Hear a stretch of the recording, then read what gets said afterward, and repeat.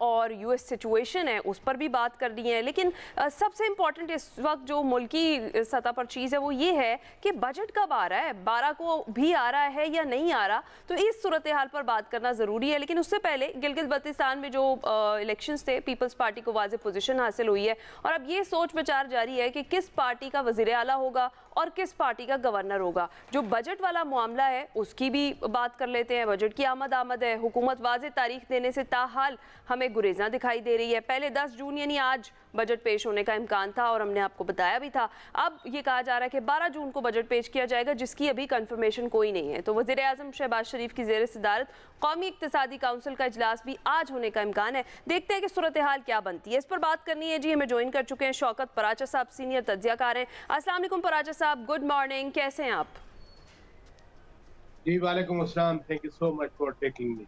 पराचा साहब, ये बताया जा रहा है मुख्तलिफ हलकों की जानिब से कि ये इत्तफाक हो चुका है। बजट डिले आपको क्यों लगता है? क्या गिलगित बल्तिस्तान का इलेक्शन था उसकी वजह से डिले हुआ और जो है लीडरान अवेलेबल नहीं थे जिनके साथ बात होनी थी, या इसके अलावा भी कोई मुद्दे हैं? बहुत शुक्रिया वंस अगेन अली साहब। बात यह है कि जब हमने कर्ज लेना है, IMF की हदायत लेनी है, तो उसमें लास्ट डिच एफर्ट हुकूमत की यही होती है कि मिनिमम जो कंडीशंस हैं, शराइत हैं IMF की या उनकी जो हदायत हैं, अब वो मिनिमम कराई जाए और कुछ ना कुछ रिलीफ लिया जाए, इसमें तो कोई शक नहीं।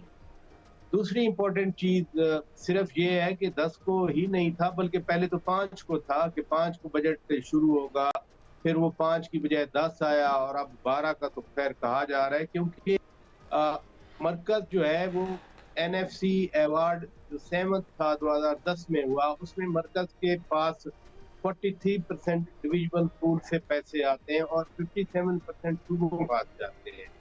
इन 16 सालों में फेडरल गवर्नमेंट की ये शिकायत रही कि रिसोर्सेज सूबे ले जाते हैं और दो बहुत ज्यादा ऐसे वो हेड्स हैं जिनमें मरकज को ज्यादा खर्च करना पड़ता है। नंबर 1 के डिफेंस बजट मरकज बनाता है, लेकिन डिफेंस तो सूबों का भी इक्वली होता है।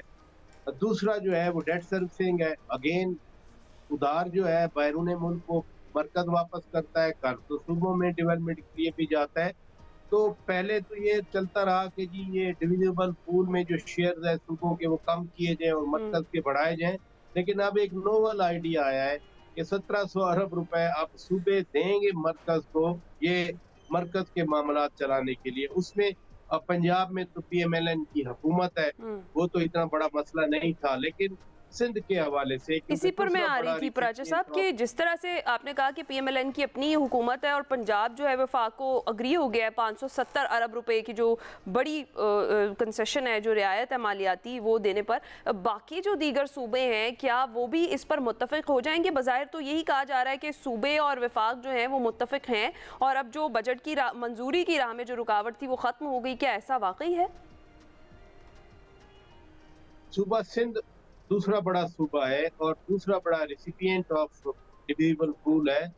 तो ये जो मामला कल परसों से वजीर आजम की मुलाकात हुई सदर आसिफ अली जरदारी साहब से, उधर से भी उनके रहनुमा भी थे, उधर से उनके रहनुमा भी थे, फिर डार साहब ने भी रात को चेयरमैन पाकिस्तान पीपल्स पार्टी बिलावर भुट्टो जरदारी साहब से बात की। तो इससे लगता यही है कि सिंध भी राजी हो गया और बलूचिस्तान में चूंकि पीपल्स पार्टी की हुकूमत है, तो अगर पीपल्स पार्टी राजी हुई है तो बलूचिस्तान में भी जो थोड़ा बहुत बनेगा। The real issue will be of KP कि क्या KP देने पे राजी है या नहीं। अच्छा, इसमें ये भी बड़ी इंपॉर्टेंट चीज है, ये नहीं होगा कि सूबे वो चेक बनाकर जमा करवाएंगे consolidated fund of the federal government, rather जो फेडरल गवर्नमेंट पैसा रिलीज करती है for the provinces at source वही काट लिया जाएगा, जैसे हमारी और आपकी सैलरी काट ली जाती है और सैलरी में से जो वो जो टैक्स कट जाता है आप और हमारी सैलरी में, क्योंकि सैलरीड क्लास 600 अरब रुपए का टैक्स दे रहा है।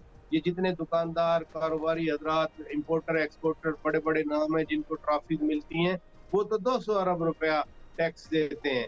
इसी तरह सूबों को जो पैसा जाना होता है उसमें से एट सोर्स काट लिया जाएगा। ये कोई नोवल सा अरेंजमेंट हुआ है और देखते हैं कि ये एनएफसी अवार्ड की एक जो मुतबादिल शक्ल आई है कि जिसमें मरकज को फंड की फराहमी सूबे इंश्योर करें, क्योंकि पहले आईएमएफ की कंडीशन थी कि सूबों को सरप्लस बजट दिखाना पड़ता है।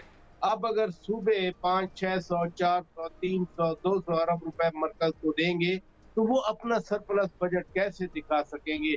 ये एक नोवल आइडिया है जिसपे लगता है कि अब अमल दरामद हो जाएगा। बिल्कुल। तो फिर शौकत बराचा साहब, ये 1700 अरब पूरा कैसे होगा बाकी सूबों से? देखिए, जो मैं अगर आपका सवाल सही समझाऊं, 1700 अरब का मैंने पहले भी आपको एक्सप्लेन किया कि मरकज जब 43% पे आया है तो फेडरल गवर्नमेंट समझती है कि सूबे ज्यादा पैसे वसूल कर गए कंसोलिडेटेड जो फंड है डिविजिबल पूल का, और मरकज के पास कम रह गया। मरकज कहता है कि जब हम मुल्क के डिफेंस बजट की बात करते हैं तो उसमें केपी का डिफेंस भी उतना ही है जितना इस्लामाबाद का है, उसमें सिंध का डिफेंस भी उतना है जितना इस्लामाबाद का है, उसमें पंजाब और बलूचिस्तान का भी उतना ही है जितना इस्लामाबाद का है। तो व्हाई नॉट के provinces contribute for the defence budget. Number 2, जो डेट सर्विसिंग है, जो सबसे ज्यादा है बजट में जब फिगर आता है, पिछले कई सालों से ये पैटर्न आ रहा है, अभी तो खैर जब आएगा तो पता चलेगा कि डेट सर्विसिंग में कितना पैसा रखा जा रहा है।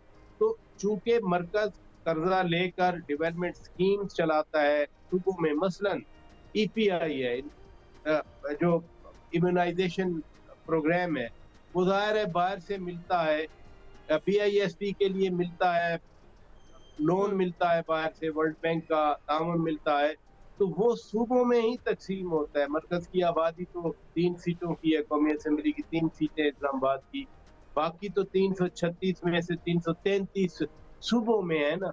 तो मरकज कहता है कि जब हम कर्ज लेकर बाहर से आपकी डेवलपमेंट स्कीम में पैसा कंट्रीब्यूट करते हैं तो फिर सूबे भी उस डेट सर्विसिंग में अपना हिस्सा डालें। ये दो बड़ी जो हेड्स हैं जिनमें सूबे कंट्रीब्यूट करेंगे अब मरकज के लिए। ठीक है, अच्छा ठीक है बराचा साहब, इस पर देखते हैं कि क्या डिसाइड हो पाता है कि नहीं। जिस तरीके से पंजाब ने ऑलरेडी कह दिया है 15,000 अरब रुपए का टारगेट, और सर शरह नमू का जो हदफ है वो 4% रखने का जो तखमीना लगाया गया है, पहले जो था वो 4.2 था, वो अचीव नहीं हो सका था, और अब ये 4 पर आ गया है, तो क्या ये अचीवेबल होगा? लगता तो नहीं है, क्योंकि ना पहले जब अचीव नहीं हुआ, पहले भी बड़ा एम्बिशियस सा प्रोग्राम रख दिया जाता है कि हमारी जीडीपी इतनी हो जाएगी, हमारी जो इनकम है इतनी हो जाएगी, हम एजुकेशन में इतना स्पेंड करेंगे, हेल्थ में इतना स्पेंड करेंगे, पीएसडीपी आपको मालूम है पिछले साल भी काट दिया था, पब्लिक सेक्टर डेवलपमेंट प्रोग्राम, जो कि इनफैक्ट इन डेवलपमेंट प्रोजेक्ट्स पे खर्च होते हैं। अभी भी कोई 1100 से 1200 अरब रुपया रखा गया है, लेकिन 1126 अरब रुपए, और ऐसे ही ना इधर उधर और पैसे जब आपको देना पड़ते हैं तो फिर कट कहाँ होता है। आप डिफेंस बजट कट नहीं कर सकते, आप पेंशन वाला कट नहीं कर सकते, आप जो डेट सर्विसिंग है कट नहीं कर सकते, जो आपने डेट रिपेमेंट करनी है इन अदर बिगर हेड, जैसे अभी यूएई को रोल ओवर उन्होंने कहा नहीं करते तो वापस करना पड़ गया, और सऊदी अरब ने वो आपको जमा करवा दिया। जब इस तरह के पैसे जब देना पड़ते हैं तो फिर कहाँ कट आता है, वो पीएसडी पे कट आ जाता है। इसलिए आपने बजट दिखा दिया कि हम इतना इनकम लेंगे, लेकिन वो भी कभी पूरी इनकम नहीं हुआ करती। तो एस्टिमेट्स हम बना लेते हैं, हर साल यही होता है, एम्बिशियस एस्टिमेट्स होते हैं। तो बराचा साहब, ये एस्टिमेट जो पिछले 2 साल से भी पूरे नहीं हुए, अमूमन क्या करते हैं? अमूमन हुकूमत को बेहतर दिखाते हैं, जिसकी वजह से जानबूझकर एस्टिमेट ज़्यादा दिया जाता है, क्योंकि गैर मुल्की इदारे तो आपको बता रहे हैं कि 3.5 से ऊपर ग्रोथ होने नहीं वाली है।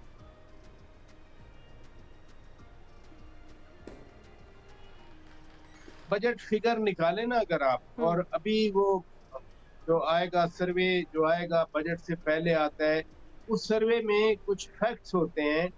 तो फैक्ट्स क्या होते हैं कि जो बहुत पोटेंशियल एरियाज हैं, मसलन बात मैं आपको प्राइवेटाइजेशन की कर, हर साल लिखा जाता है कि इतने यूनिट हम प्राइवेटाइज करेंगे, यही पीआईए है यानी हर साल को 10 सालों से हम सुनते रहे पीआईए प्राइवेटाइज होगी, हाँ। अब आकर हुआ पीआईए प्राइवेटाइज, और उसमें भी हुकूमत को जो पैसे मिले, आपको भी मालूम है, मुझे भी मालूम है कि एक मजाक सा हो गया कि 8 अरब रुपए में जो है वो पीआईए जो है वो बिक गई, क्योंकि जो बाकी जितने पीआईए के ऊपर जो कर्जे वर्जे थे वो भी तो हुकूमत नहीं देने थे, वो कौन सी पार्टी ने देने थे जी। जिस पार्टी ने ये खरीदा है। इसलिए ये एम्बिशियस जो फैक्ट्स एंड फिगर्स हैं, इसलिए एक लफ्ज यूज किया जाता है आदादो शुमार का गोरख धंधा। ये हाँ। आदादो शुमार के गोरख धंधे में हर साल फंसाकर ऐसा पेंट किया जाता है कि हमने तारीख का बहुत ही अच्छा बजट और शानदार बजट पेश तो किया। पराचे साहब लेकिन चले, at the ये end- आदादो शुमार के गोरख धंधे में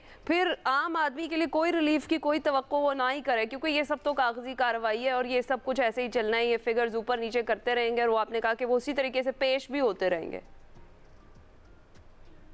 आम आदमी के लिए मसलन अब तो हर हफ्ते बजट आता है, यानी जैसे आप पेट्रोल की कीमत बढ़ाते हैं वो बजट ही होता है। हमारा बजट अपसेट हो जाता है, हुकूमत अपना बैलेंस कर लेती है कि जी हमने आलमी मंडी से इतने भाव खरीदा था और इसलिए 4 रुपए हम कम कर रहे हैं, और जब बढ़ाने का होता है तो 80 रुपए बढ़ा देते हैं, वो 100 रुपए बढ़ा देते हैं, क्योंकि जी वो आलमी मार्केट में सडन महंगा हो गया है। इसलिए दुनिया भर में पता नहीं इतनी रेशो से बढ़ा है जितना पाकिस्तान में पेट्रोलियम प्रोडक्ट बढ़ाई गई हैं। दूसरी बात यह है कि चूंकि जियोपॉलिटिकल सिनेरियो ऐसा है, फिर पाकिस्तान ने पिछले साल एक जंग का सामना किया जो कि कामयाब दिफा पाकिस्तान के अवाम, पाकिस्तान की हुकूमत, पाकिस्तान की मुसल्लह अफवाज ने करके दिखाया।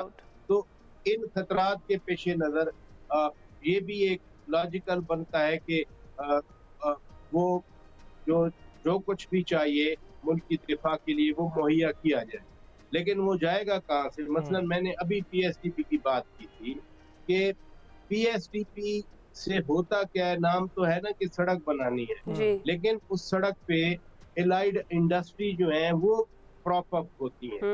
एक मोटरवे आप बना रहे हैं, फर्ज किया, उसमें स्टील इंडस्ट्री चलेगी, उसमें सीमेंट इंडस्ट्री चलेगी, उसमें लोगों को रोजगार मिलेगा, उसमें जो जहाँ ये मोटरवे बनेगी वो पूरी डेवलपमेंट होगी जिसमें लोगों में खुशहाली आएगी। लेकिन अगर आपका पीएसडी कट जाएगा, आपका पीएसडी आधा रह जाएगा, तो ये सारी ना एलाइड इंडस्ट्री प्रॉप अप होगी, ना रोजगार की फराहमी आएगी, लोगों की कैपेसिटी होगी परचेज, तो लोग फिर पाकिस्तान में रिसाइकलिंग ऑफ मनी होगी, इकोनॉमी मईशत का पहिया चलेगा। जब लोगों में परचेज पावर ही नहीं रहेगी, दो वजूहात की वजह से, एक तो प्राइसेस बढ़ गई, कह दिया पेट्रोल बढ़ गया तो हर चीज बढ़ गई, और दूसरा फैक्टर ये होता है कि फिर जो आपकी एम्प्लॉयमेंट उस रेशो से जनरेट नहीं हो रही जिस रेशो से आपकी चीजें महंगी हो रही हैं, तो फिर परचेज पावर पॉकेट जो है वो अफोर्ड नहीं करती, तो वो रिसाइकलिंग या मार्केट में इकोनॉमी का पहिया नहीं घूमता। इसलिए ये चीजें सारी रिलेटेड हैं आपस में। आपके मुल्क में स्पेंडिंग हो, आपका पीएसडीपी चले, आपके यहाँ इकोनॉमिक एक्टिविटी हो, वो कंस्ट्रक्शन में हो, वो बरामदात में हो, वो आपकी जिस फॉर्म में भी हो, वो चलता रहे। लेकिन ये जो जंगों का माहौल बना, इसमें मसलन एक्सपोर्ट पे 20-25 साल हो गए। जब वॉर ऑन टेरर पाकिस्तान लड़ रहा था तो पाकिस्तान की एक्सपोर्ट्स पे उसे कहते थे वार सरचार्ज लग गया। वार सरचार्ज का मतलब है कि आपकी जितनी शिपमेंट आ जा रही है उस पर एडिशनल वो रिस्क आ गया, एक खतरनाक मुल्क का जहाँ दहशतगर्दी के खिलाफ जंग लड़ी जा रही है, तो पाकिस्तानी प्रोडक्ट्स महंगी हो जाती हैं, वो कॉम्पिटिटिव नहीं रहती। जीएसपी प्लस यूरोपियन यूनियन ने दिया तो कुछ जाकर पाकिस्तान को रिलीफ मिला। अब अगले साल जब हम ये बात कर रहे हैं, 8 अरब जो डॉलर है वो जीएसपी से पाकिस्तान को फायदा हुआ है। और अभी यूरोपियन यूनियन की नायब सदर काया कालिस साहिबा कह रही थी कि पाकिस्तान की एक्सपोर्ट्स जो हैं वो यूरोपियन यूनियन में ज्यादा है as compare to both China and United State. GSP plus का अगले साल रिव्यू होना है। पाकिस्तान को कोशिश करनी चाहिए हुकूमत को कि जो भी हो इस जीएसपी को कंटिन्यू करवाएं, क्योंकि जीएसपी से पाकिस्तान को फायदा हुआ है। बिल्कुल ठीक कह रहे हैं। बहुत बहुत शुक्रिया पराशर साहब। हम बात कर रहे थे कि इस वक्त जो मईशत की सूरत हाल है पाकिस्तान में, जो बजट पेश होने वाला है उस पर बात की गई है। ब्रेक के बाद हाजिर होंगे।